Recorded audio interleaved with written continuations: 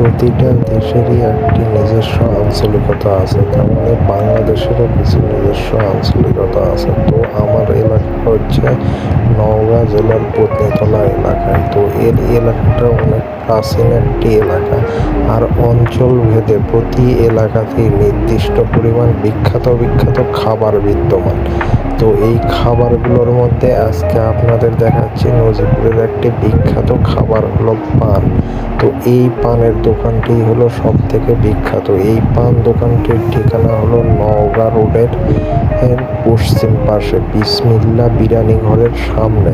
প্রতিদিন এখানে প্রচুর পরিমাণ পান বিক্রি হয় এবং এখানে বিভিন্ন দামের পান পাওয়া যায়। এই পানের মধ্যে আমরা বন্ধুরা বেশিরভাগ পান খাই এই 15 টাকা দামের সিলভার যেই পানটা পাওয়া যায়, এই পানটাই সচরাচর খাইতে আমাদের সুন্দর লাগে। তবে আরও অনেক ধরনের পান আছে এখানে, সম্ভবত 5 টাকা থেকে শুরু করে প্রায় 80 বা 100 টাকা পর্যন্ত দামের পানও পাওয়া যায়।